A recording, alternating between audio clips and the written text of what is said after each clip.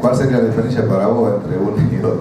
Y porque aparentemente por todo lo que han visto ustedes, lo que yo he leído... No, la guerra la perdimos, la pregunta es, la perdimos. Pero lo que yo hice, lo que recalqué y lo dije 3 veces, que tenemos que analizar el tamaño de la derrota. O sea, no entrar en la desmalvinización de que todo fue mal hecho. Hay cosas que se hicieron mal y hay cosas que se hicieron bien. Yo estoy tratando de dar un poco el paso a decir que hay cosas que se hicieron bien. Ya se ha hablado mucho de todo lo mal que se hizo. Yo no reniego de lo mal que se hizo. No estoy diciendo que no se hizo las cosas. Muchas cosas se hicieron mal. Yo lo que estoy tratando de difundir, algunas cosas que se hicieron bien. Por eso, ahí dice el renglón, hay que investigar el tamaño de la derrota. Perfecto, sí, posiblemente parece que a lo mejor yo no me expliqué bien en la pregunta. Ajá. O sea, yo creo... No me siento mal, o sea, trato de explicarlo. Le pido disculpas. No, por eso no es para disculpar. Yo pienso, yo le digo por lo que usted dice, por lo que le ha ido también, que le ha ido bastante, he visto videos, que la guerra la estábamos ganando. Lo que pasa es que a lo mejor nos apresuramos en rendirnos. Lo que pasa es que una de las cosas mal hechas precisamente es el tema de la información, la inteligencia. A veces, si el comandante, en este caso Menéndez, no sabía que a los ingleses le quedaban 13 horas de munición, como realmente le quedaba, si no lo sabe, no puede tomar una decisión sobre algo que no se sabe. Nosotros, actuar en consecuencia, a veces sin conocimiento puede agravar el problema. Hugo lo dijo el día ese, capaz que estén igual que nosotros, pero nosotros no nos enteramos que ellos estaban así. Entonces, es muy difícil tomar decisiones cuando uno no sabe. Y una de las carencias precisamente que tuvimos durante la guerra fue precisamente la información de inteligencia. Una de las cosas. Bueno, gracias, muy amable.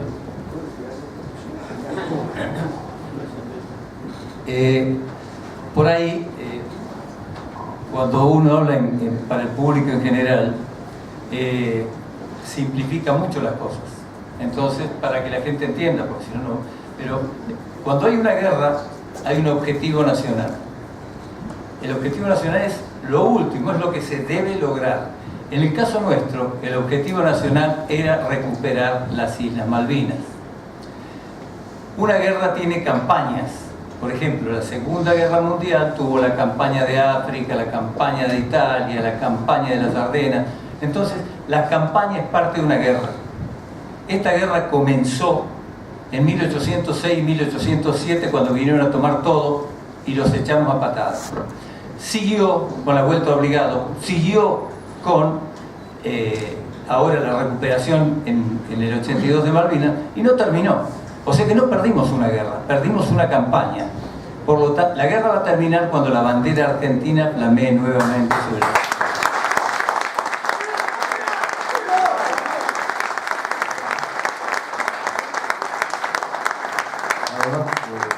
Además, en el acta de rendición, un requisito que Moore había puesto es que la Fuerza Aérea dejara de volar inmediatamente. Y ese requisito fue tachado, está así en el acta. Por eso que nosotros a veces decimos que la Fuerza Aérea no se rindió. En realidad, al rendirse el teatro de operaciones, se terminó la guerra, eso es la realidad. Pero bueno, ese fue uno de los requisitos en Moore que fue tachado del acta de rendición. Allá la señora tenía una pregunta antes, sí. ¿Cuándo se da cuenta usted de la desmalvinización? Nosotros nos dimos cuenta de inmediato, apenas volvimos. Inclusive el propio gobierno militar que nos mandaba en ese momento fueron los primeros que empezaron con la desmalvinización. No todo fue el gobierno de Alfonsín, ya directamente.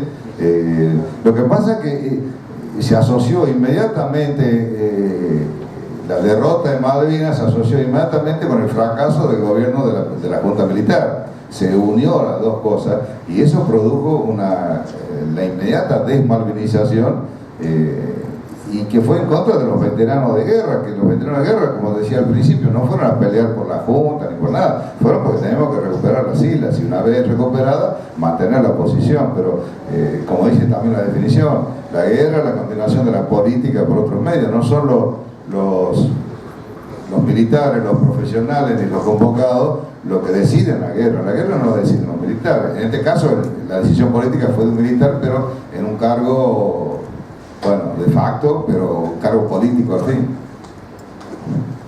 Bueno, voy a tratar de no emocionarme y reiterar de nuevo mi agradecimiento por todo lo que hicieron por nosotros, porque en realidad nosotros somos la patria, ustedes fueron por nosotros. Entiendo que he leído mucho, entiendo sobre la guerra, sobre lo que ocurrió en Malvinas, o sea que no es una pregunta lo que quiero formular, sino también hacerle entender a la gente de la magnitud del trabajo de la Fuerza Aérea y de lo que usted recién decía, señor, que esos buques estuvieron preparados para una nueva guerra, y ustedes les rompieron todo en un segundo haciendo esos ataques pegados al mar, lo cual tuvieron que cambiar el sistema nuevamente de guerra. Tengo un pedido de una persona que quiere escuchar, se lo voy a transmitir yo porque no está, el relato en el combate, y quiero que acá el señor Bazán recuerde el nombre del piloto. En esa hermosa misión que te tocó como jefe de escuadrilla cuando cae Fausto Gavassi. Ese es un relato que yo quiero contárselo a otra persona que no ha podido estar hoy aquí, que me gustaría escucharlo de usted. El 12 de mayo llega un mensaje a Gallegos de que 2 fragatas estaban bombardeando, cañoneando Puerto Argentino. Se ordena la salida de 2 escuadrillas. En la primera escuadrilla iba comandado por el capitán Bustos y la segunda escuadrilla iba comandada por mí, y precisamente Fausto Gavassi era mi número 3. El número 3 es el que sigue en jerarquía al número 1. Bueno, hicimos la preparación, la puesta en marcha, el reabastecimiento de un vuelo, nos acercamos a las islas, cruzando el canal de San Carlos, se produce un problema en el sistema de navegación mía, lo que hizo que en principio perdiera un poco la referencia. Primera vez que iba a las islas, primera vez que volaba, la carta que usábamos no era la más adecuada. Además, como siempre digo, la última vez que yo había visto un barco era en el Villiquen, porque soy tucumano, estudié en Córdoba, en Mendoza, y nunca nada, ¿no? Y de pronto atacar una fragata. En esencia pierdo el rumbo, pero después de 2 o 3 o 4 correcciones que sería largo detallar, cuando llegamos al borde de la costa de la isla, dije, bueno, pongo rumbo 90, si veo la fragata bien, si no la veo, mala suerte, mejor, dije yo. Pongo rumbo 90 y estaban las 2 fragatas al frente, en un lugar que ni siquiera esperábamos. Lo que pasa es que después del bombardeo, cuando ellos escucharon la Correa de Bustos, empezaron a irse, y una de las cosas que uno no sabía era la velocidad con que realmente se desplazaban las fragatas en el agua. Creíamos que eran más lentas y sin embargo eran muy rápidas. Tanto es así que cuando yo le apunto, le hago el sistema de mira nuestro de la 4 era muy primitivo, era para tirar a tierra, no era móvil, entonces que había que calcularle a ojo para que cuando yo llegara, el otro llegara y tirar. Y bueno, el caso mío era el que lo llevaba, y yo llego inclusive un poco tarde girando para tirar. Se hace el ataque, el Turco Arrarac es el que mete la bomba, la Glasgow, la bomba penetra y sale por el otro lado y recién explota, por los 2 sistemas ese que yo le comenté hace un rato. Tampoco sabíamos de la fragilidad que tenían las fragatas, pero también estábamos tirando una bomba de 500 libras, de 1000 libras a 500 nudos, que son unos 900 kilómetros, imaginen la masa. Bueno, pegó y atravesó y explotó después. De todas formas, la Glasgow quedó fuera de servicio para toda la guerra. A la salida, nosotros ponemos rumbo primero hacia las islas, y delante iba yo, disculpen que me nombre, pero bueno, iba yo, el segundo era Arrarás, y detrás venía Gavassi con Delepiane, pero ni Gavassi ni Delepiane nos veían a nosotros 2. Ellos venían detrás, pero sin vernos. Determinado momento, con las películas de Cabo, a mí me pareció ver un brillo así en las islas, y yo pregunto, ¿qué será ese brillo? Y cuando miro el brillo así, bajo la vista y veo el rumbo, y veo que tenía un rumbo 340, cuando yo en realidad tenía que tener 270, o sea que muy distinto el rumbo. Lo que pasa es que yo no había tenido en cuenta que la costa de la isla en esa parte iba del noreste a suroeste, inclinada, no era norte-sur. Yo asumí que era norte-sur, me metí a 90 grados y no. Entonces, como tenía 340, pego el palancazo y me voy a 240, 220 para corregir ese tiempo que había volado con otro rumbo, para después corregir a 270. A raras que me veía, me sigue y nos vamos. Detrás de nosotros, que venía Gavassi con Delepian, ellos no nos veían a nosotros, no tuvieron ninguna advertencia y pasaron derecho encima de la propia base nuestra, que estaba en Darwin, y la artillería propia lo baja a Gavassi. Después, hablando con un compañero mío que estaba ahí en Darwin, me dice que realmente la artillería tiene un radar, al que lo tenía enganchado era a mí, que venía adelante. Pero cuando yo hago el viraje y me voy con el número 2, el radar automáticamente de la artillería me desengancha a mí y lo engancha al que sigue. Y ahí fue donde lo enganchó a Gavassi. Y ese él fue la cuarta baja de ese día del escuadrón nuestro. Realmente el 12 de mayo para nosotros fue un día muy doloroso porque salimos 8, volvimos 4, pero fue un día lleno de experiencia y que después pudimos aplicar para los días posteriores, hacer bastantes cosas distintas y que fueron efectivas realmente. Eso es el tema de Gavassi explicado en poco tiempo. Sí, dime. Bueno, Ezequiel, un placer siempre escucharlos, a Tony, a Gallego y al Comodoro, a Coca. Dos preguntas y un poquito contextualizando, quizás no sé quién las va a contestar. El hundimiento o el ataque al Invencible, con los últimos descubrimientos que se han detectado, manchas de petróleo hasta manchas nucleares, atómicas, en la zona en donde fue atacado el Invencible. Y después el tema de las bajas. Por ejemplo, está Carlos Robacio, ya no está entre nosotros, capitán, que en Monte Tumbledown dice que bajas inglesas 358. Después también en Monte London otras 300 y pico, hasta 400 dicen.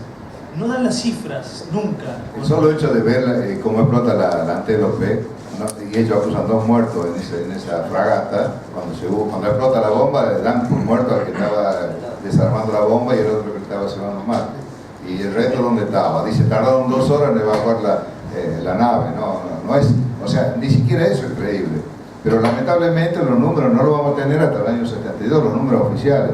Ya hemos empezado a tener muchas cosas de los ingleses, han publicado mucho, el tema de la ayuda de los primos que tenemos al lado, el tema de han hecho un montón de revelaciones que no estaban permitidas hasta este momento. El tema de las bajas, y no lo vamos a tener, y el tema del Invencible, además de eso que vos decís, tenemos pruebas primero que tardó 3 meses más después del resto de la flota en regresar lo que ellos dicen que fue el Invencible. Cuando llegó a Puerto Inglés no dejaron que nadie subiera, quedó ahí y se sacó la foto de ahí como que era el Invencible. Hay fuentes que dicen que fue el Saratoga pintado de otra forma, macheteado, otros dicen que no, que fue el tercer portaaviones que salió de fábrica y que después lo llevaron. Otra muestra es que el portaaviones estaba vendido a Australia y después de la guerra no se concretó la entrega. Para mí, lo más real, lo más cierto, el testimonio de Ureta y de Isaac. Con eso me basta y me sobra. Yo que tengo 2 pilotos que me dicen que ellos vieron cómo le pegaba y que ellos tiraron la bomba al portaaviones, después salen en inglés diciendo que no era el portaaviones, que era un destructor. Yo no puedo creer que 2 pilotos experimentados confundan un destructor con un portaaviones. Realmente es muy difícil de confundirse. Y es muy difícil decir ellos vieron que le pegaba además no lo puse acá porque está en otra charla, pero después del día ese creo que fue el 13 de junio, ¿no? El 30. Después de ese día, el almirante Woodward en el libro y en la bitácora nunca más nombra al Invencible. Es más, pone, y lo tengo en otra placa por ahí, que él empieza a buscar una base de operaciones en tierra para los aviones, porque no le alcanzaba con el Hermes. Eso sí está escrito en la bitácora de Woodward, pero en ningún lado dice que realmente se haya hundido. No sé, Pablo, si tenemos más. Se manda desde el puerto de Portsmouth una turbina de la que el único que la tenía era el Invencible. Se manda inmediatamente, se mandan 2 buques de reparación de buques en alta mar. Pidieron a Venezuela, me lo contaron los oficiales venezolanos cuando yo estaba haciendo simulador allá, pidieron a Venezuela que los permitieran entrar a puertos para reparar el portaaviones. Un español en una conferencia mía, hablando bien en español, dijo: yo estaba en Gibraltar en el momento en que entró el Invencible y se veía perfectamente, lo entraron a la forma al revés de lo que entra siempre y se veía perfectamente que estaba dañado. Y hay muchísimas cosas, ¿cierto? O sea, es el portaaviones convencional en la historia del mundo que estuvo más tiempo en alta mar sin entrar a ningún puerto. Esa... Lo último, una alabanza para ustedes y qué equipo que conforman, la verdad. La política, la patria los necesita, y si ustedes estuvieran en lugares claves de la juventud dando cátedra en escuelas primarias, pero que el Estado tome compromiso de su labor, tendríamos resueltos muchos problemas en la... Acá todos los veteranos presentes y muchos más que no están hoy, estamos yendo a todas las escuelas que solicitan, y realmente son muchos, y doy fe de que muchos de los veteranos hacen un gran sacrificio para ir y estar presentes en todas las instituciones que solicitan las charlas. Lamentablemente, como vos decís, es solamente estos 15 días, después durante todo el año no pasa. Pero hay escuelas que están empezando a preocuparse por las cosas. De a poquito hay. Sería más rentable incorporar directamente a la historia argentina, poner un poco el tema. En la política no me meto. Bueno, no sé si hay... Buenas tardes. ¿Qué tal? Un agradecimiento para ambos, obviamente está de más decirlo. Bueno, la duda que tengo más que nada es de táctica, es cuando salían de puerto que se dirigían a las islas, tenían el reabastecimiento en mitad de vuelo, con 130. La pregunta mía es, ¿siempre estaban acompañados por formaciones de Dagger o Mirage para escolta, o en algunos de los casos no? No había escoltas. No, nunca hubo escolta, o sea... Sí, no, la pregunta es eso. No. El Hércules, solito su alma, confiando allá arriba y abajo, iba solo hasta el lugar de reabastecimiento y ahí nos esperaba solito su alma. Tanto cuando hay misiones que hicimos sin reabastecimiento. El Dagger no puede hacer reabastecimiento, lo que hacíamos eran nosotros, los A4C y el superestandar. Pero el Hércules, pobrecito, andaba solo, y tanto a la ida como a la vuelta. Inclusive los Lear, que son desarmados, por ahí hicieron ellos de guía a otros aviones de combate por el sistema de navegación que tenían para mejorar el sistema, pero nunca se hizo escolta. Bien, y brevemente, obviamente no lo vivimos, ¿qué se siente estar en una zona, como era el Bomale, plagado de buques, recibiendo disparos por todos lados a baja altura?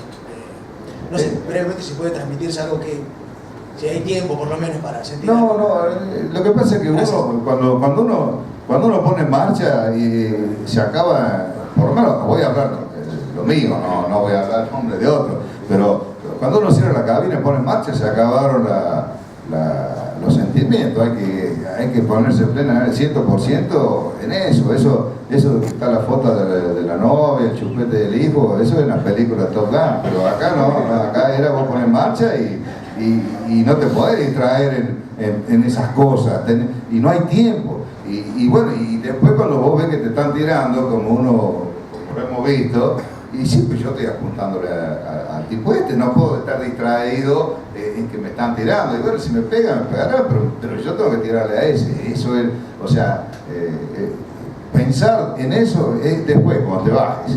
Durante el vuelo hay que hacer las cosas, hay que hacer, no hay otra. O sea, no hay un sentimiento en sí, y sigo hablando primera persona, no es que uno en ese momento piense. Después cuando bajamos, van de subir, uno agradecerá a Dios, pedirá por la familia, pero durante el vuelo no, cerraste la cabina y hasta que no la abriste de vuelta, en eso.